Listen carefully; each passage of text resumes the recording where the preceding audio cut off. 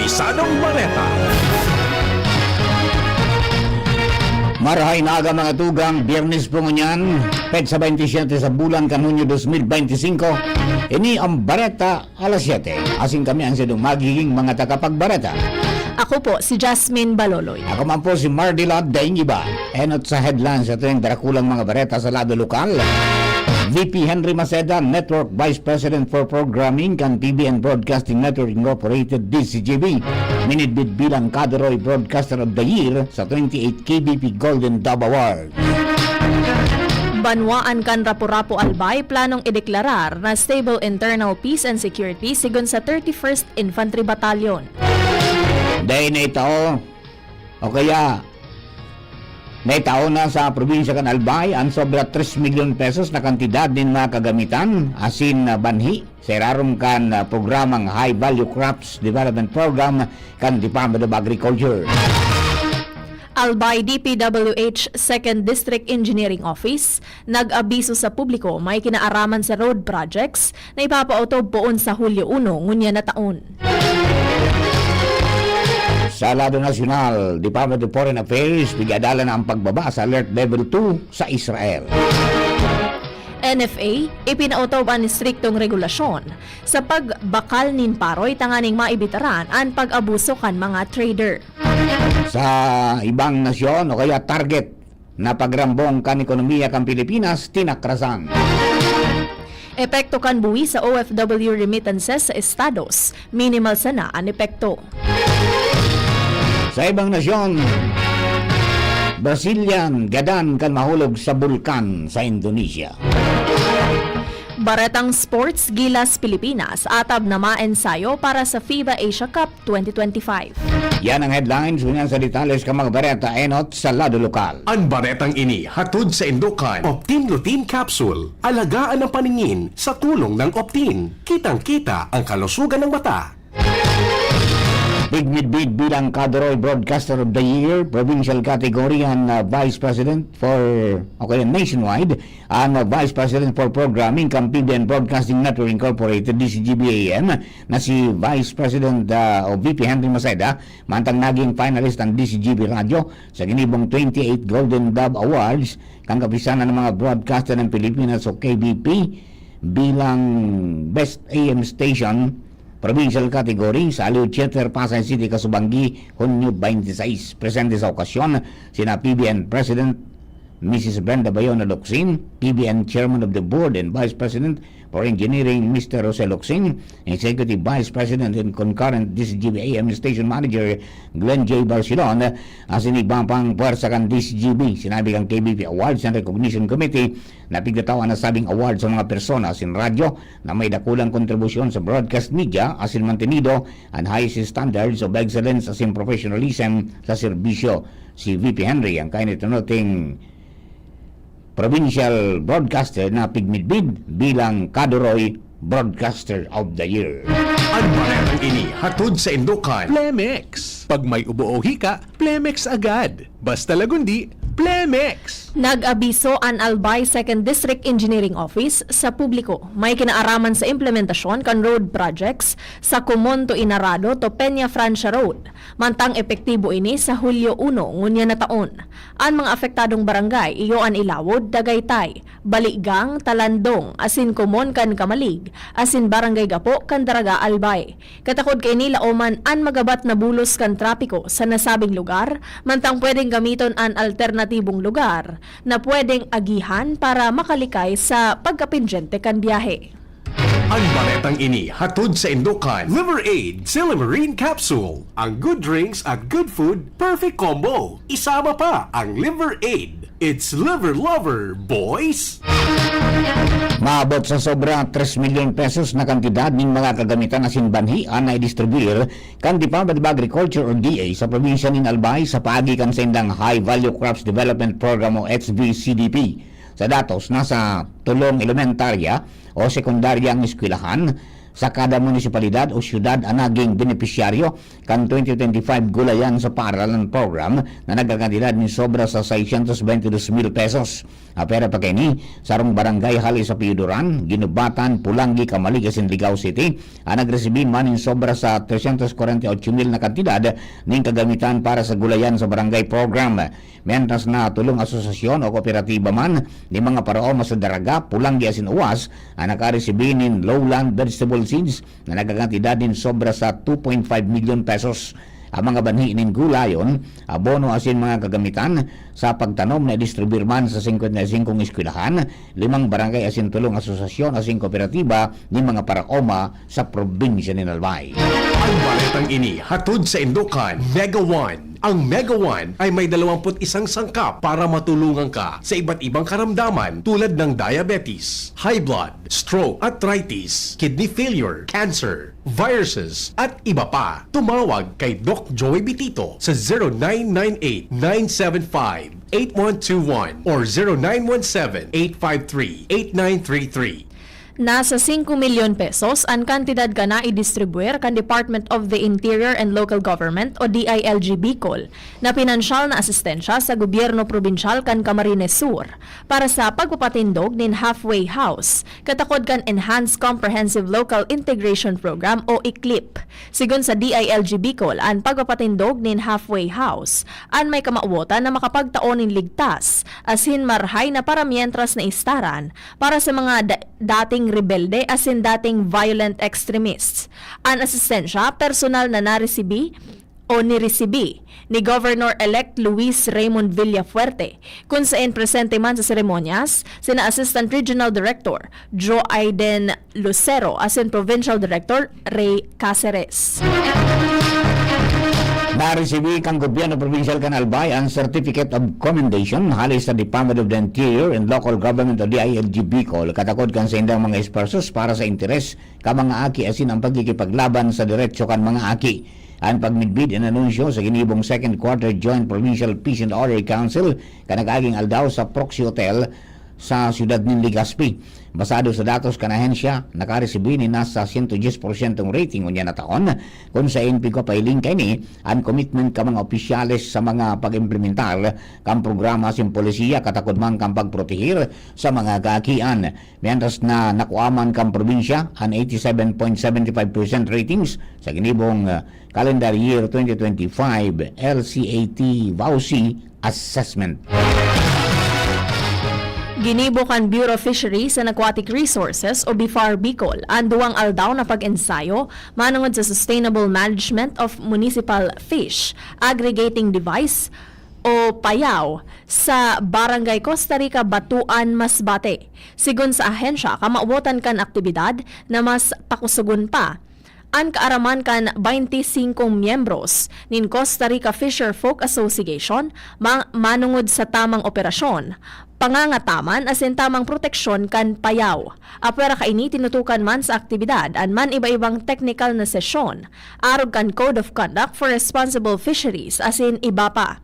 Mientras napiglan sarman ang hands-on na pagibo asin paglaag nin sarong unit nin payaw sa kadagatan kan barangay, tanganing maisabuhay kan mga partisipantes an sa indang naukudan.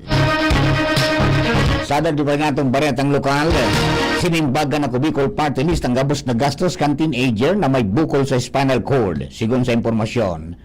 Sarong ina na naghali ni o kaya nag-aadit ni Marhay ang nagdulok sa Bicol Party List para mailigtas ang buhay kan sa iyang aki. Nagrani sa helpdesk kan tabang ora mismo ni Congressman Saldico, si Jeneline Onke, ina ni Ken Onke, para magaganing tabang para sa iyang matuang aki na may seryosong kondisyon sa taludtod spinal cord.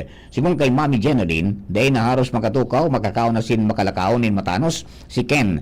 Dahil sa kadepisilan kan sa iyang kamugtakan, nagdesisyon ang pamilya na ibiyahe siya gikan sa Masbate, pasiring sa siyudad ng Legazpi tanganing maipabulong, asin maipakonfine sa Bicol Regional Hospital and Medical Center o BRSMC. Sa inisyal na eksaminasyon na diskubre na may duwang bukol sa spinal cord si Ken. Alagad sigong kay Mami Jeneline bago pa manggiraray malinaw kung sain asin paano nakuhakan sa iyang aki ang nasabing mga bukol. Naka-medical leave na si Ken sa iyang pag-aadal mantang naka-confine asin pigalat ang resulta kan MRI. Kay puan pa niyang magsirarom sa masararom na eksaminasyon kan espesyalista sa nerves asin spinal cord duman sa Bicol Medical Center sa Camarines Sur. Tulos na minaksyon ang Ako Bicol Party List tanganing simbagan ang pangapudan kang pamilya ni Ongke. Siniguro ni Congressman Saldico na gabos na gasto sa pagpaparahay ni Ken mantang inina sa BRSMC, sagot ka na Ako Bicol, maging ang ambulansya na madara sa pasyente, pasiling sa Bicol Medical Center sa Kamsur, itatao naman tanganing day na maripisilan pa ang pamilya. Padagos pa magirari ang zero billing sa program ka na Ako Bicol sa mga nangangaipong kababayan na Bicolano na nakakonfine sa BRSMC. Nagpasalamat man si Jeneline sa tulos na kasimbagan asin malasakit ka na Ako Bicol Party List para sa iya sa giraray na nabuhay ang paglaom na makabangon pa si Ken halis sa iyang kondisyon sa ngunyan. Lanong ideklarar na stable internal peace and security ang munisipyo kan Rapu-Rapu, Albay. Sigun ini sa ginibong Second Quarter Joint Provincial Peace and Order Council as in Second Quarter Joint Provincial Peace and Order Council Full Council Meeting kanakaaging aldaw. Sigun sa 31st Infantry Battalion, kaibahan sa mga parametros na inilatag para sa titulo ang mga dismantled guerrilla fronts. Warang na iririhistrong CTG-initiated atrocities sa loob nin sarong taon, warang nahiling na konsolidado, kinokonsolida, expansion, recovery sa mga barangay, asin gabos ng mga parte kan Integrated Territorial Defense System, unfunctional. Ang nasabing deklarasyon, nakalinya sa man iba-ibang legal na basihan, na pigagamit kan mga security agencies, lay asin mga executive orders. Mga tugang primerong partiyan kasatuyang Bareta alas 7, mga Bareta sa lado lokal. Ang Bareta sa lado nasyonal, ibang nasyon sports sa sinkamugdagang kampanahon, makalis lamang po kini.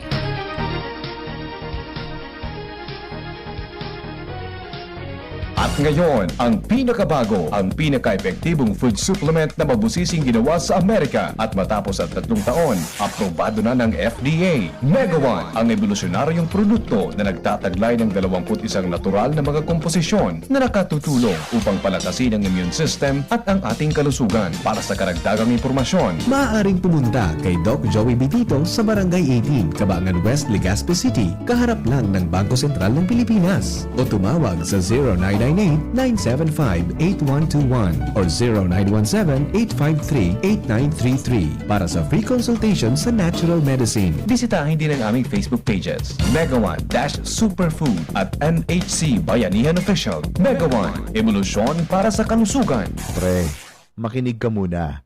Payong kaibigan lang ha.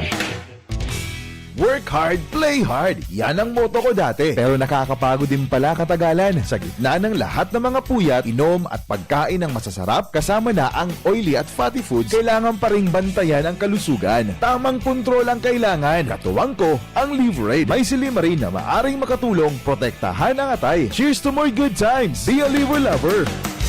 Mahalagang paalala, ang Liverade ay hindi gamot at hindi dapat gamitin paggamot sa anumang uri ng sakit. Ang good drinks at good food, perfect combo. Isama pa ang Liverade para sa kalusugan ng atay. Mabibili sa mga leading drugstores nationwide. Piolo Pascual po. Sa ubo at hika, may Plemex Forte Syrup and bottles.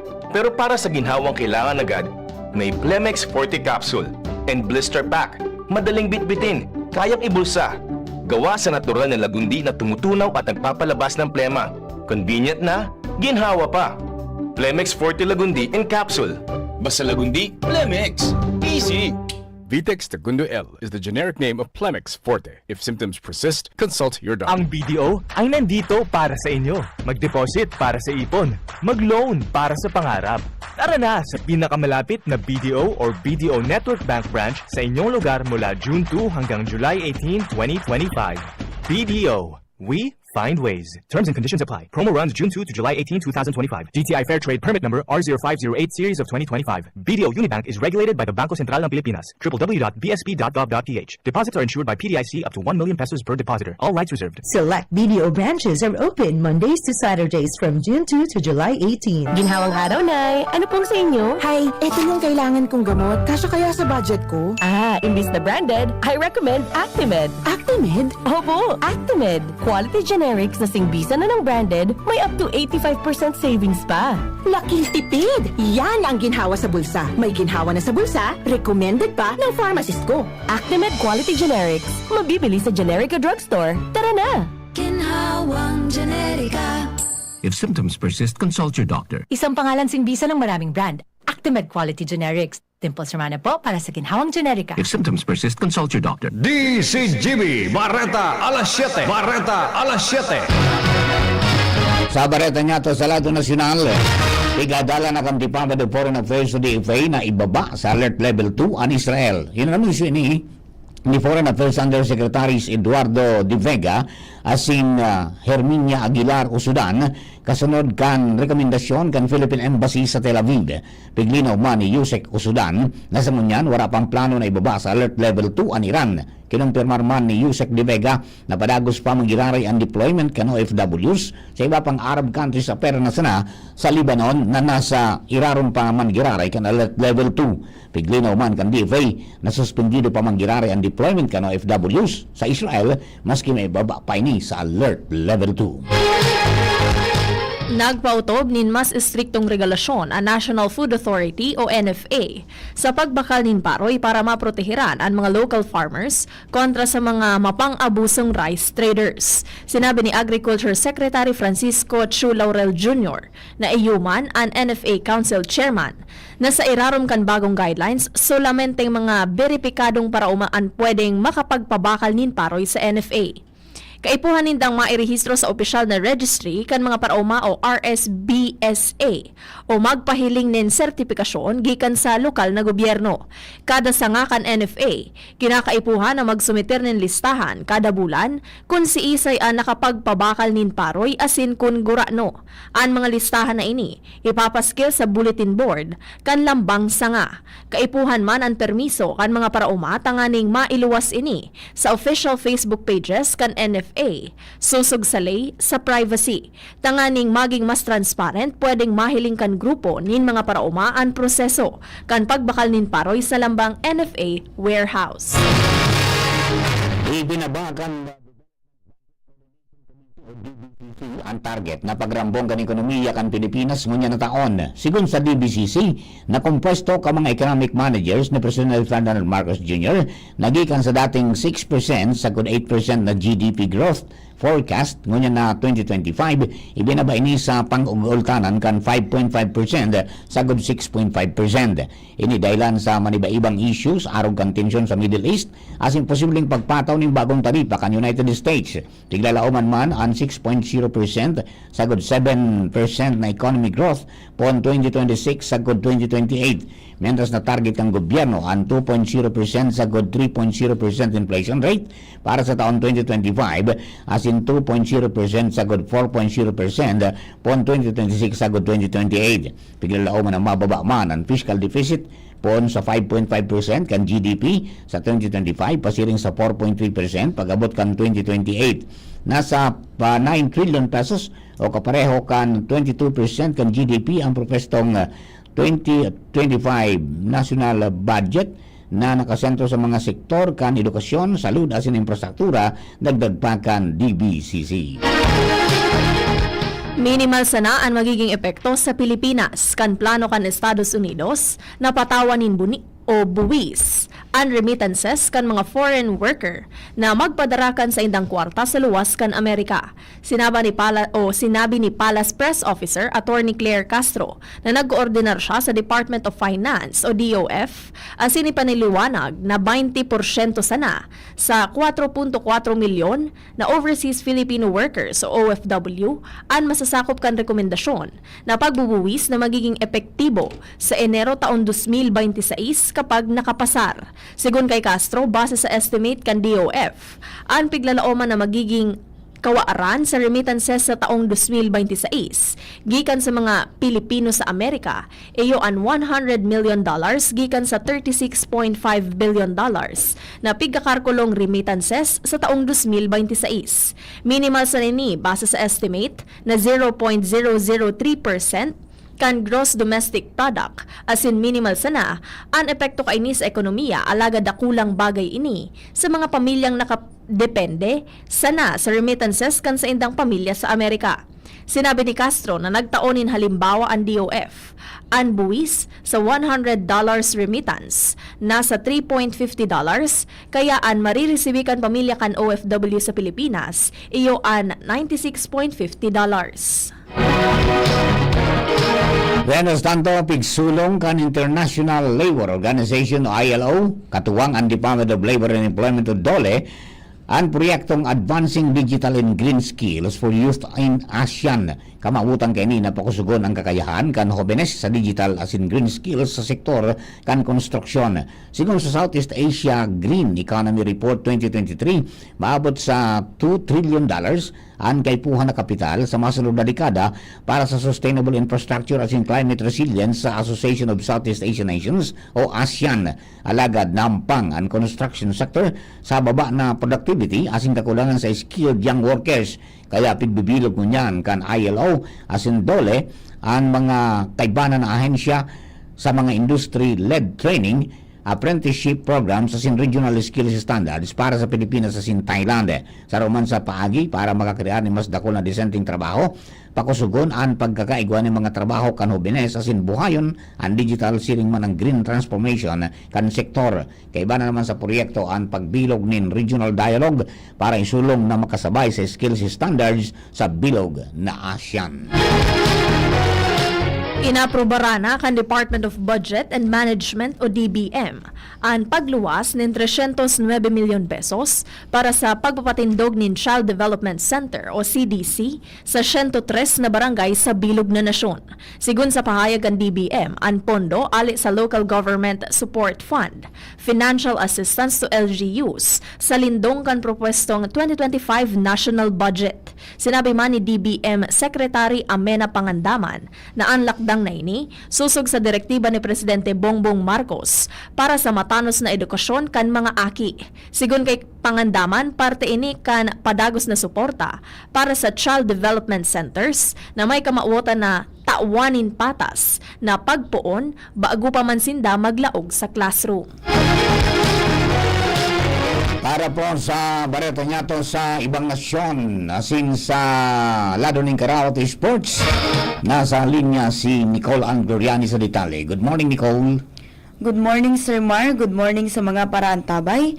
Naku ang daing buhay ang lawas kansarong turistang Brazilian na nahulog sa bangin sa Mount Rinjani sa isla kan Lombok, Indonesia.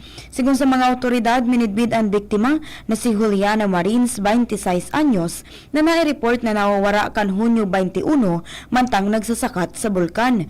Nakuaman ang lawas ni Marins sa paagi kan drone matapos na napat na aldaw kan search and rescue operations. Nadipisilan man ang mga rescuer na maabot ang biktima dahil sa maraot na panahon asin halangkaw na lugar. Sinabi kan Indonesia's National Search and Rescue Agency na saro sa mga rescuer ang nakaabot sa iya sa rarom na 600 metros asin nakumpirmar ang sa iyang pagkagadan. Nagpahayag manin pakidumamay si Brazilian President Luiz Inacio Lula da Silva asin siniguro na susuportahan kan gobyerno ang pamilya kan biktima. Sa lado kan Karawato Sports, ikinaugma ni Gilas Pilipinas head coach Tim Cone ang halabang panahon kan ensayo ninda para sa FIBA Asia's Cup 2025 nagigibuhon sa Jeddah, Saudi Arabia. Sigun kay Cone na sa Lunes, Hunyo 30, pupuunan ninda ang ensayo asin pagkatapos kay ni makondukta sinda nin training camp sa Pampanga. Ang orihinal na plano nakatalaan sa Hulyo 27 pa, alagad gusto ni Cone nin mas halabang ensayo para para sa National Basketball Team. Makakaibahan niya na mabantay sa ensayo kan gilas sina Richard Del Rosario asin Sean Chambers. Babaloonin da na matapos nin sagkod 18 na ensayo na kinabibilangan nin 2 beses sa sarong aldaw na ensayo. Wala naman nin magiging problema sa schedule kan mga overseas based players na sina Dwight Ramos, Carl Tamayo asin Kevin Kiambao. Iyang mga detalyes kan bareta sa laro kan ibang nasyon asin sports. Ako po si Nicole Ann Gloriani. Thank you, Nicole. Sa kamagdagang panahon, uya po ang pag-asa dito sa Regional Forecasting Center, si Miss Alexis Relivar. Alexis, please come in. Ako, para po sa magiging kamugtakan ng panahon ngunyang petsa 27 ng Hunyo, araw ng Biyernes, ang southwest monsoon or ang paros kang habagat ang patuloy na nakakaapekto sa kanlurang bahagi ng Southern Luzon.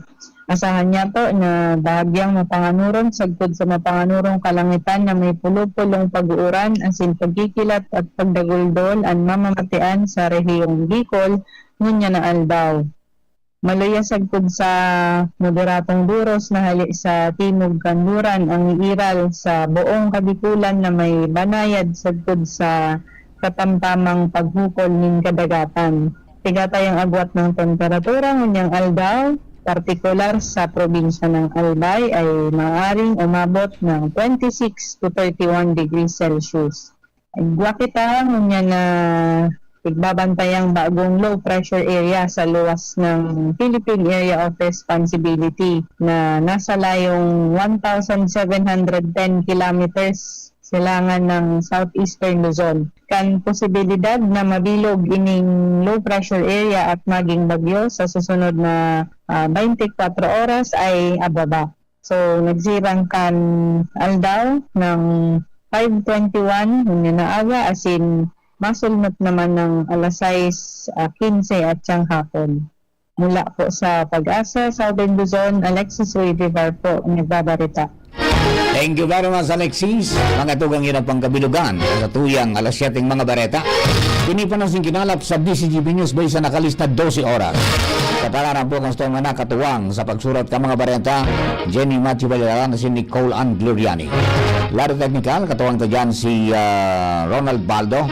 Yaw man si Casey Tanay, ito yung OGT from CSPC Nabua. Asin si Jerome Nico Martinez sa DCGB Social Media Department. Sa pangarap po kabilog na tropa ka Mega Post Patrol. Hello kay Erlita Lianeta Roldan. Good morning. Si Homer Realista Lola. Si Rolly Alvarado. Si Benji Dapogi. Asin sa boss po nakantabay sa WGB dyan po sa Tabaco. Asin sa 720 kilo sa pitang ka mga radyo. Sa mga naka-tune in, mga nakahiling sa DCGB YouTube channel. Asin DCGB News Online Facebook page. At saka sa mga nasa cellphone sa DCGB Live app. Good morning, salamat po. Happy birthday kay amigo Sir Olive Ramirez. At saka kay Socorro Balansayo, happy birthday, many returns of the day, more life, prosperity, and happiness. And again, congratulations, VP Henry Maceda, Cadoroy Broadcaster Award of the Year, kan 28 KBP Golden Dove Award. Salamaton sa inspirasyon. Kami po ang sendong mga naging tagapagbareta. Ako po si Jasmine Baloloy. Ako man po si Mardela Beng Iba. Thank you for keeping us company. God bless the Philippines. Kapag na po masunod, ito iya pong awardee. BTN sa ang hapot, taon-taon lang. Yan ang DCGB Bareta alas 7. Abangan niraray sa aga. Ang hapon, masunod na pagkalipas lang kaini. May plus ba ka mo sa life? Yes!